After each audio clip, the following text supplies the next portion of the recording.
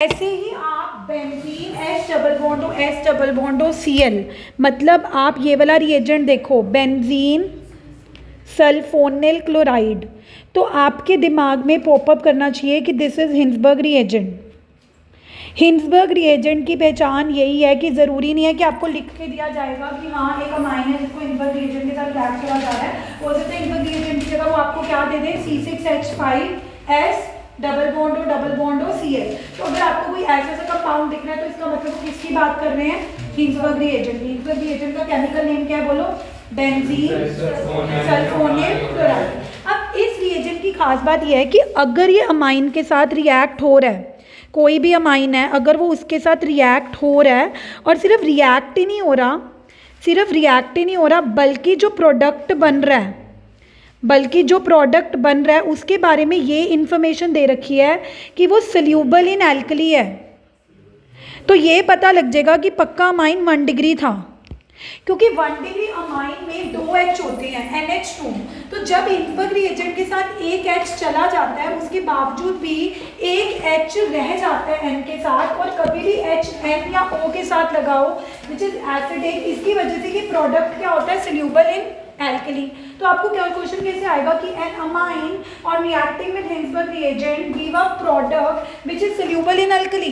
तो जैसे आप ये इन्फॉर्मेशन पढ़ोगे कि ये सोल्यूबल इन एल्कली है तो आपके दिमाग में होना चाहिए कि ये कौन से अमाइन की बात कर रहे हैं, 1 डिग्री अमाइन। तो ऑप्शन में जो 1 डिग्री अमाइन होगा आप उसको टिक कर दोगे। अब बच्चे इस क्वेश्चन को पढ़ते कैसे हैं, बच्चे क्वेश्चन पढ़ते हैं कि ठीक है 1 डिग्री अमाइन है, वो हिंसबर्ग रिएजेंट के साथ रिएक्ट भी करेगा और बनने वाला प्रोडक्ट सोल्यूबल इन एल्कली होगा, बट प्रोडक्ट के नाम पे ध्यान नहीं देते। प्रोडक्ट के नाम पे ध्यान देना इसीलिए ज़रूरी है क्योंकि अगर आप इस प्रोडक्ट का नाम देखोगे एन मिथाइल बेंजीन सल्फोना अमाइड, कई बार क्वेश्चन में ये ना बोलकर कि product is soluble in alkali आपको प्रोडक्ट का नाम दे देते हैं एन अल्काइल, मतलब मिथाइल की जगह कुछ भी, benzene sulphonamide is insoluble in alkali. अब असर्शन दे दी इन्होंने।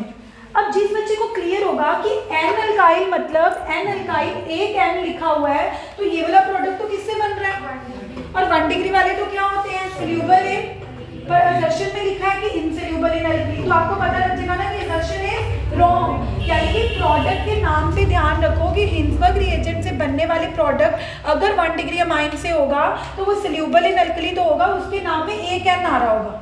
कितने एन आ रहे होंगे, तो अगर हिंसबर्ग रिएजेंट से बनने वाले प्रोडक्ट के नाम में एक एन आ रहा है तो it should be soluble in alkali. अगर उन्होंने स्टेटमेंट उसके बारे में ये दे रखी है कि it is insoluble in alkali, मतलब उन्होंने गलत दे रखी है। अब अगर 2 डिग्री अमाइन होता,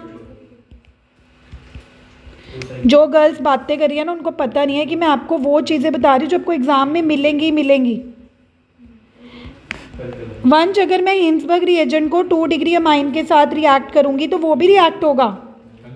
अगर मैं हिंसबर्ग रिएजेंट को 2 डिग्री अमाइन के साथ रिएक्ट करूंगी, हाँ, क्योंकि अब इसमें देख एन का H तो चला गया, एन के पास तो 2 ही अल्काइल रह गए ना, H है ही नहीं। अब H ना होने की वजह से ये इनसोल्यूबल होगा, दैट्स ट्रू, बट देखो पता कैसे लगेगा ये इनसोल्यूबल इन एल्कली है, क्योंकि इसके नाम में एन डाइमिथाइल, मतलब अगर हिंसबर्ग रिएजेंट अगर 2 डिग्री अमाइन से रिएक्ट कर रहा है तो उसके प्रोडक्ट के नाम पे ध्यान दो, उसके प्रोडक्ट में 2 NN आ रहे होंगे। तो अगर 2 NN आ रहे हैं तो इसका मतलब ये प्रोडक्ट हो ना हो कौन से अमाइन से मिला है, 2 degree, and it should be insoluble in alkali. और अगर कहीं 3 डिग्री अमाइन हुआ तो वो रिएक्शन ही नहीं देगा क्योंकि N के पास H ही नहीं है रिएक्ट करने के लिए। तो अगर कोई अमाइन बेंजीन सल्फोनिल क्लोराइड यानी कि हिंसबर्ग रिएजेंट के साथ प्रोडक्ट ही नहीं बना रहा तो ये क्या होगा, 3 डिग्री अमाइन। वेरी इंपॉर्टेंट है, मतलब इसीलिए इंपॉर्टेंट है क्योंकि पूरा अमाइन हिंसबर्ग रिएजेंट से आपको भरा हुआ मिलेगा। यू हैव अ लुक, अभी मैं आपको दिखाऊंगा 5 नंबर का क्वेश्चन क्या है, हाँ ऑफ कोर्स, बट 5 के लिए आपको वो तीनों रिएक्शन करनी पड़ेगी जो मैं बता रही हूँ। अभी ये तो एक हुई है ना, ये तो एक ही हुई है हिंसबर्ग कि 1 डिग्री अमाइन ना सिर्फ रिएक्ट कर रहा है बट बनने वाला product is soluble in N आ गया था, क्योंकि ऊपर वाला मिथाइल भी एन के साथ लगा हुआ है, नीचे वाला मिथाइल भी एन के साथ लगा हुआ है। ये this is the way of writing. तो ये तो आपको पता ही नहीं लगेगा कि वो 1 डिग्री से मिला है, तो अगर आप NN 2 बार नहीं लिखोगे तो आपको खुद को ही नहीं पता लगेगा कि वो 2 डिग्री से बना है कि, लेकिन अगर आपको NN 2 बार मिल रहा है यू विल रियलाइज कि अच्छा है तो 2 डिग्री से है, तो it is insoluble in alkali. हैं वो तो आएगा ही नहीं, इसके अलावा ही इंफॉर्मेशन से भर के क्वेश्चन आएंगे। आगे करा दो। हाँ मैं 2 रिएक्शनें और करा के माइंस खत्म करूँ अब। हाँ जी ठीक है, हिंदवर्क क्लियर हो गया, क्वेश्चन में कराती हूँ। क्लियर हुआ? हिंदवर्क रिएजेंट है क्या? बेंजीन एस डबल बॉन्ड हो डबल बॉन्ड हो Cl यानी कि बेंजील सल्फोनिल। इसकी खास बात क्या है, ये 1 डिग्री माइन से रिएक्ट भी होता है और बनने वाला प्रोडक्ट क्या होता है? Soluble in. और पता कैसे लगता है कि बनने वाला प्रोडक्ट 1 डिग्री माइन से मिल रहा है? उसके नाम में एक एन आ रहा होगा, उसके नाम में क्या आ रहा होगा? एक एन। 2 डिग्री माइन ना सिर्फ रिएक्ट करेगा बट बनने वाला प्रोडक्ट क्या होगा? Insoluble in. और पता कैसे लगेगा वो इनसोल्यूबल इन अल्कली है? क्योंकि उसके नाम में क्या आ रहे होंगे? 2 एन। और 3 डिग्री अमाइन तो रिएक्ट ही नहीं करेगा। अब नेक्स्ट जो तुम्हें पता होना चाहिए वो है कार्बिलमीन टेस्ट। सुन लो, कार्बिलमीन टेस्ट जिसको आइसोसाइनाइड टेस्ट कहते हैं। सबसे पहले ये सिर्फ 1 डिग्री अमाइन शो करते हैं, ना तो 2 डिग्री अमाइन शो करेंगे ना ही 3 डिग्री अमाइन शो करेंगे। इसमें होगा क्या, क्लोरोफॉर्म और KOH डाला जाएगा। तो अगर आपको किसी भी रिएक्शन में क्लोरोफॉर्म और KOH डलता हुआ नज़र आ रहा है तो पक्का वो अमाइन 1 डिग्री होगा। आपने कुछ नहीं करना, उस 1 डिग्री अमाइन के 2H की जगह पर C लगा देना है, यानी कि आपने आइसोसाइनाइड बना देना, जिसकी इतनी बदबूदार स्मेल होती है, they are so foul smell कि वहाँ पे खड़ना मुश्किल हो जाता है। बट मेन बात ध्यान देने वाली ये है कि अगर वो बोलेंगे कि क्लोरोफॉर्म इथाइलमीन में डाल रहे हैं तो इथाइल आइसोसाइनाइड बनाने हैं, अगर वो बोलेंगे क्लोरोफॉर्म मिथाइलमीन में डाल रहे हैं तो मिथाइल आइसोसाइनाइड, मतलब आर सेम रहेगा, बस आपने 2H की जगह पे C लगा देना। That is what you have to do कि जो भी 1 डिग्री अमाइन उन्होंने दे रखा होगा और जैसे ही आप देखोगे कि अच्छा उसमें क्लोरोफॉर्म और KOH डाल रहे हैं तो आपको कुछ नहीं करना, सेम 1 डिग्री अमाइन लेना है, उसकी 2H की जगह पे C लगा देना। यानी कि अगर कल को क्वेश्चन में आया कि इथेनामाइन में डाल रहे हैं क्लोरोफॉर्म तो इथेना आइसोसाइनाइड बनेंगे, अगर वो बोलेंगे मिथेनामाइन में क्लोरोफॉर्म डाल रहे हैं तो मिथेना आइसोसाइनाइड बनेंगे, अगर वो बोलेंगे एनिलीन बेंजीन NH2 में क्लोरोफॉर्म डाल रहे हैं तो बेंजीन के साथ N के साथ क्या लगा देना है? अगर यहाँ पे NH2 के साथ बेंजीन लगी हुई है तो बेंजीन N के साथ C लगा देना, मतलब आपने N के साथ क्या लगा देना है? C। और इन्हीं को क्या बोलते हैं? आइसो, जो कि क्या होते हैं? बहुत बदबूदार। जैसे एक क्वेश्चन दिखाती हूँ। क्या क्वेश्चन होगा कि फाउल स्मेल प्रोड्यूस करता है फिर आइसोसाइनाइड के न्यूट्रल। वंश हीरो मत बनो।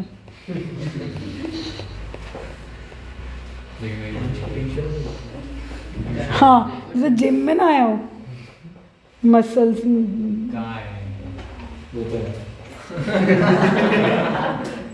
ये देखो, एक क्वेश्चन मैंने देखा था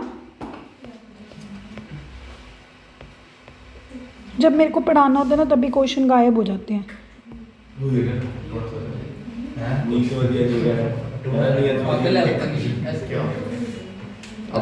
तनिष नहीं बोल सकता ऐसे, ठीक है? ये देखो, अब इधर देख वंश, अरुण हीटेड इथाइलमीन। इथाइलमीन का फॉर्मूला बताओ। इथाइल मतलब C2NH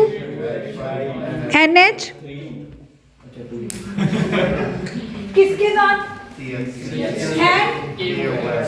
जश्न में किसके साथ हीट कर रहे हैं? Chloroform and carbylamine. आपने जैसे ही देखा कि क्लोरोफॉर्म और KOH तो आपने कुछ नहीं करना, 2H की जगह पे क्या लगाना है? C। यानी कि अगर वो इथाइलमीन में क्लोरोफॉर्म और KOH डाल रहे हैं तो इथाइल आइसोसाइनाइड बनेगा, तब भी उसकी क्या आ रही है? पढ़ो, क्या आ रही है? वही बोला था तुम्हें कि the moment you here the foul smell तो NC बनना है, बट कौन सा NC? अगर इथाइल है तो इथाइल NC बनेगा, मिथाइल होता तो मिथाइल NC, प्रोपाइल होता तो प्रोपाइल NC शो। तो ये 1 डिग्री करते हैं। सच एन इंपॉर्टेंट क्वेश्चन, एक हिंसबर्ग रिएजेंट और एक कार्बिलमीन टेस्ट और एक जो अब आखिरी कराने वाले, भर भर भर भर के आए हॉफमैन ब्रोमोमाइड। और बेशक कुछ मत करो, ये तीनों चीज़ें और गैसियस स्टेट माइंस की कभी मत छोड़ के जाना।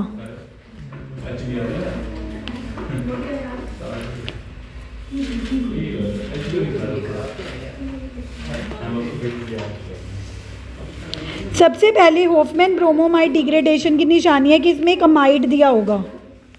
वो amide CONH2 normal carbon chain के साथ भी लगा हो सकता है, वो अमाइड बेंजीन के साथ लगा हो सकता है। वो तो आपको फॉर्मूले से देख के पहचानना पड़ेगा कि अमाइड लगा किसके साथ हुआ है।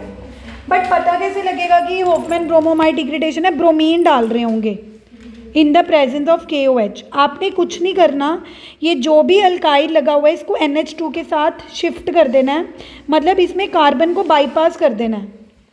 तो बाईपास करके अमाइन बनेगा, यानी कि अगर स्टार्टिंग में बेंजीन अमाइड था, यानी कि अमाइड है CONH2, तो बनेगा प्रोडक्ट एनिलीन, क्योंकि इस CO को बाईपास करना होता है। Hofmann bromamide degradation is 1 carbon less. इस कार्बन का क्या हुआ? वो K ले गया in the form of K2CO3 और 2 के BR भी लेके गए और 2 वाटर निकल के गए, वो बाई प्रोडक्ट है। Main Hofmann bromamide degradation is a step down conversion, जिसमें एक कार्बन को कम होना ही पड़ेगा।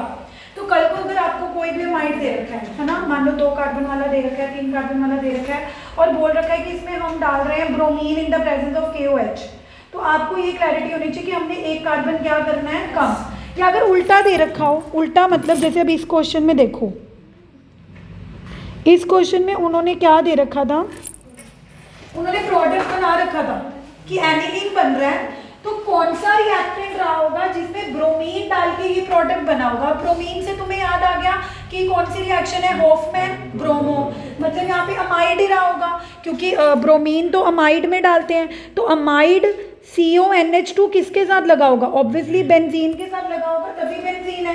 तो इस कार्बन का क्या हुआ? वो तो ब्रोमीन वाली रिएक्शन में वैसे ही उड़ जाता है, तो एंड में क्या रह जाता है, NH2।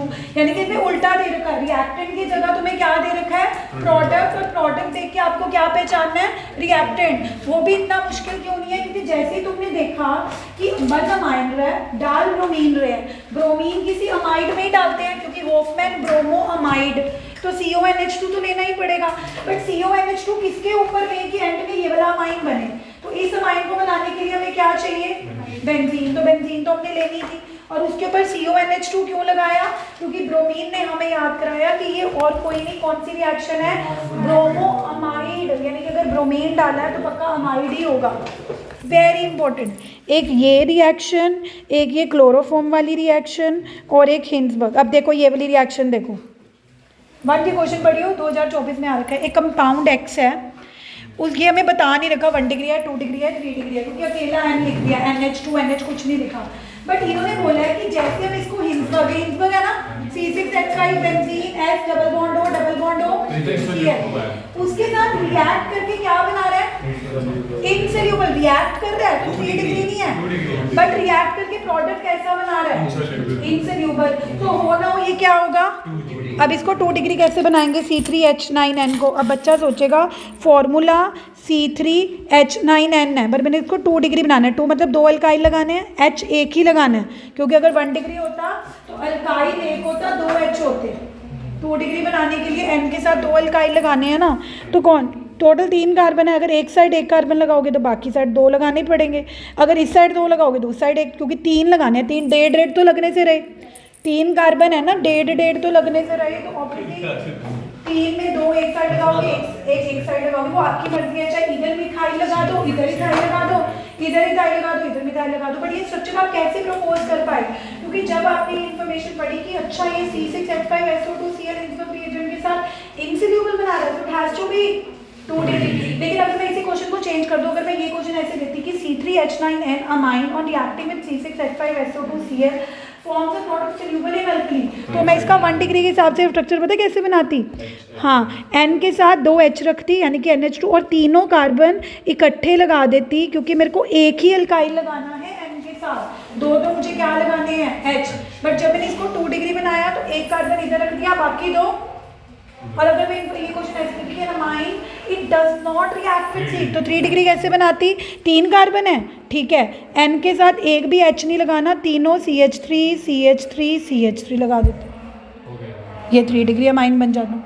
अगर मैंने इसको 2 डिग्री बनाना है, एक H दे के 2 अल्काइल लगाती, 2 में से एक को एक कार्बन वाला, नहीं बस आइडेंटिफाई करना था, और अगर 1 डिग्री अमाइन है तो तीनों एक साइड। आप इसके PYQs देख लो भर भर के, या तो हिंसबर्ग रिएजेंट के ऊपर मिलेंगे आपको, या क्लोरोफॉर्म वाले मिलेंगे, कार्बिलमीन टेस्ट वाले, या बेसिक ऑर्डर वाले, या कौन सा करवाया मैंने, हॉफमैन, ब्रोमोमाइड। ये 4 चीज़ें कर लो, अमाइंस डन है। मैं कितनी बार बोल चुकी हूँ, अमाइंस तो पूरे मिल जाएंगे। ये 4 चीज़ें कर दो। अब देखो, कल मैंने तुम्हें SN1 SN2 करा दिया, आज मैंने तुम्हें टॉलन करा दिया, एल्डिहाइड का NaHCO3 टेस्ट करा दिया, हेलवोलार्ड करा दी, काफ़ी कुछ करा दिया, अमाइंस भी काफ़ी कुछ करा दिया। मतलब अगर तुम ये भी ढंग से कर जाओ, कम से कम तो एग्ज़ाम में ये सोच के तो नहीं जाओगे ना मैं ऑर्गेनिक्स नहीं आता।